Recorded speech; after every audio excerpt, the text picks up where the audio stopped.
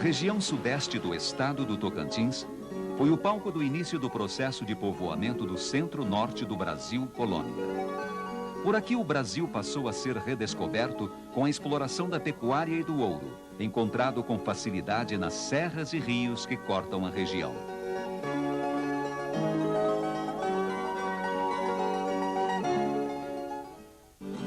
Eu peço ali a todo licença eu peço para me cantar um verso do que me foi confiado.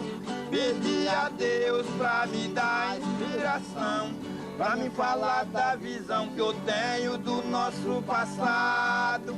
Natividade é a terra da cultura, graças à Mãe Virgem pura, padroeira do estado. Pra meu divino eu levo meu joelho ao chão, faço minhas orações que abençoa o nosso Padre, que reviveu as folias do divino, todo ano está saindo e deixa o povo abençoado. Aqui em nossas terras, quase que o desenvolvimento da região chega quase que contemporâneo, mas antes do ouro estar lá, já temos vaqueiros, missionários trabalhando com os índios. Agora, quem realmente descobriu essas foram os missionários, os vaqueiros, bandeirantes. Na metade do século XVII, missionários católicos conseguem aculturar os índios do Baixo, Médio e Alto Tocantins, através dos aldeamentos, agrupando os nativos sob o controle da igreja. Por essa época, são criadas as entradas e bandeiras para percorrer os sertões da colônia à procura de índios para trabalhar nos engenhos e lavouras do litoral. Com a utilização do boi como tração animal, a pecuária se expande para o interior e o vaqueiro passa a contribuir com a expansão geográfica do Brasil. É o vaqueiro quem encontra ouro na região de Natividade, que passa a ser explorado pelos bandeirantes com a utilização de escravos trazidos da África. Natividade chega a ter 40 mil escravos no ano de 1730, sendo o maior núcleo urbano do território goiano, maior inclusive que Vila Boa, hoje cidade de Goiás. As construções, as cercas das fazendas, as igrejas e até as estradas nas serras eram construídas em pedras, amontoadas uma a uma pelos escravos. Os donos de currais, que haviam trocado a pecuária pelo ouro, retomam suas atividades com a inesperada queda na produção das minas. Nessa época, é criada a Capitania de Goiás.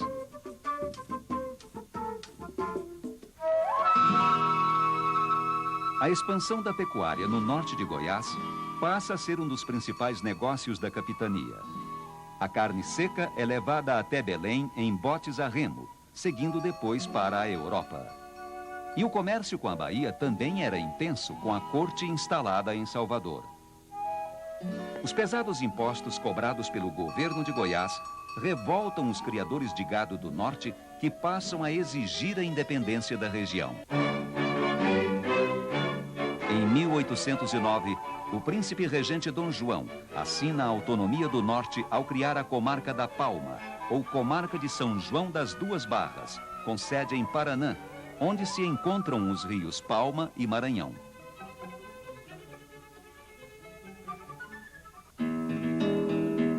O desembargador português Joaquim Teotônio Segurado é nomeado ouvidor-geral da comarca, que equivalia a uma sede de região, ainda submissa à província de Goiás, que ignorou a autonomia do norte.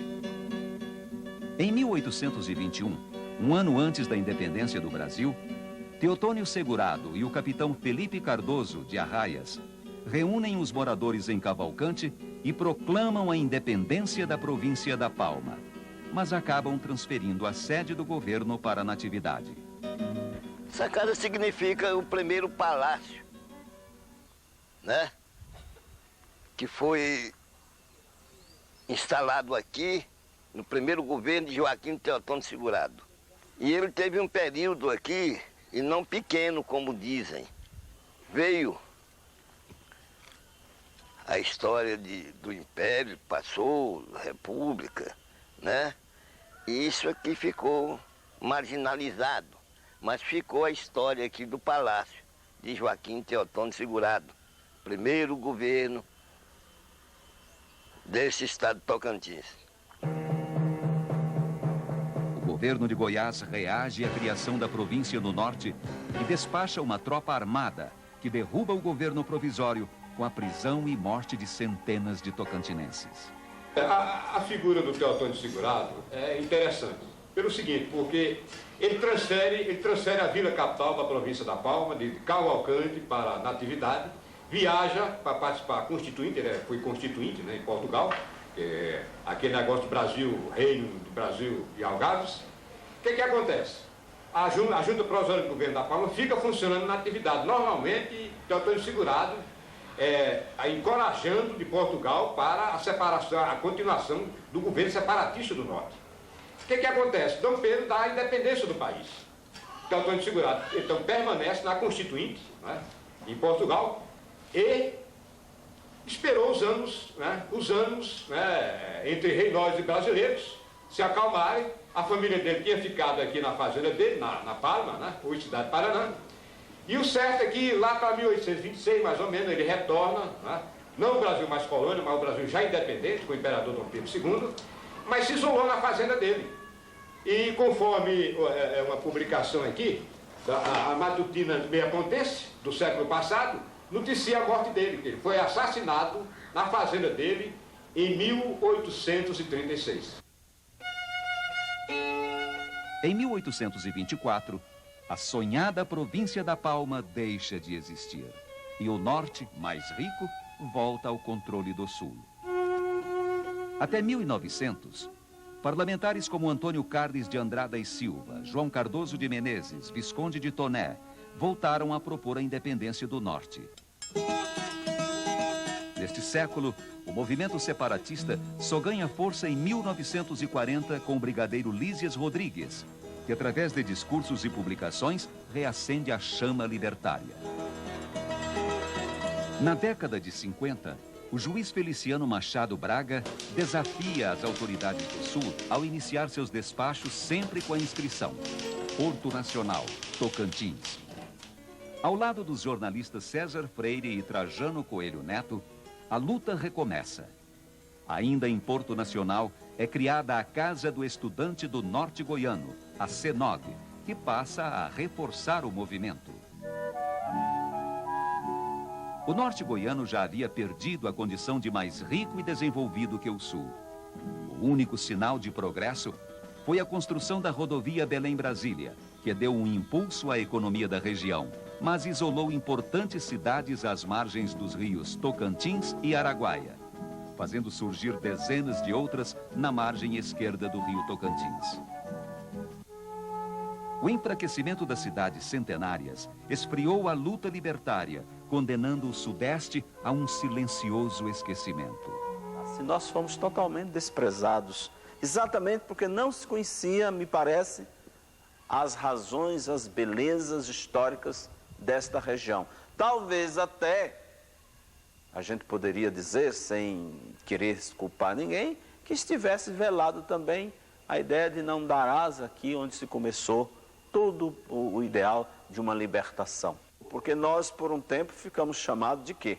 De corredor da miséria, e isso foi dito por um governador de Goiás, o corredor da miséria.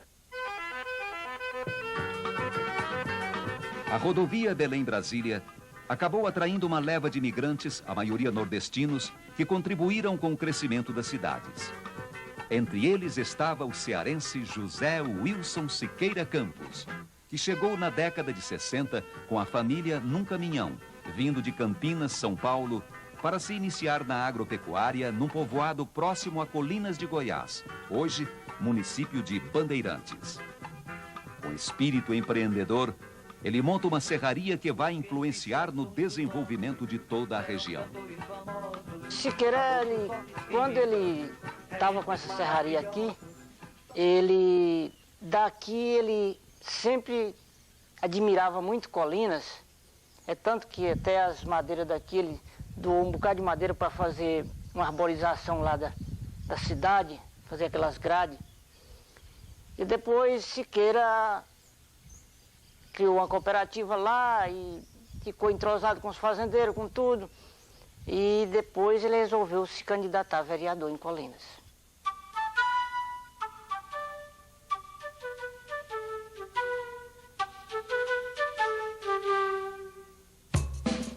Eleito vereador e presidente da Câmara de Colinas em 66, e vendo o abandono da região, Siqueira Campos retoma o discurso libertário e dá início a uma trajetória de lutas que o consagrou como um dos maiores líderes políticos do Norte. Em 71, é eleito deputado federal. No Congresso, por onde permaneceu por 4 mandatos consecutivos, todas suas ações se voltavam a um só objetivo: a criação do Estado do Tocantins. Em 72, é eleito presidente da Comissão da Amazônia, apresentando uma sugestão para a redivisão territorial da região, que contemplava a divisão de Goiás na altura do paralelo 13 para a formação do Tocantins. Em 76, propõe a criação da Comissão de Redivisão Territorial, Política e Demográfica do Brasil. Em 78, o primeiro anteprojeto de lei complementar para criar o Estado. Em 1982, a Comissão de Estudos dos Problemas do Norte de Goiás, CONORTE, é criada por tocantinenses que moram em Brasília e se solidarizam com a luta de Siqueira. Em 1984, emocionado, Siqueira vê aprovado pelo Senado e pela Câmara o seu projeto de criação do Tocantins. Depois, o projeto é vetado pelo presidente José Sarney. Reapresentado pelo senador Benedito Ferreira, outro veto de Sarney. Inconformado com a decisão, o deputado Siqueira Campos protesta, dando início a uma greve de fome no dia 9 de dezembro de 85. 4 dias depois, ele deixa o posto médico da Câmara mais magro e com dores, sob a promessa de que a criação do Tocantins seria discutida na Constituinte de 88. Na Assembleia Legislativa de Goiás, o gesto de Siqueira é imitado pelo deputado Totó Cavalcante. O projeto de criação do Estado ainda foi reapresentado em 86. Dessa vez, reforçado com o apoio popular arregimentado pelo Comitê Pró-Criação do Estado, presidido por Darcy Coelho, e pela CONORTE. Na Assembleia Constituinte de 88, a criação do Estado já era quase uma unanimidade. A experiência de 4 mandatos e o prestígio de Siqueira Campos foram decisivos. E a emenda constitucional acabou aprovada nas disposições transitórias. No dia 5 de outubro de 1988, a nova Constituição e o sonho dos nortenses entram em vigor. O Estado do Tocantins se transforma numa lei máxima.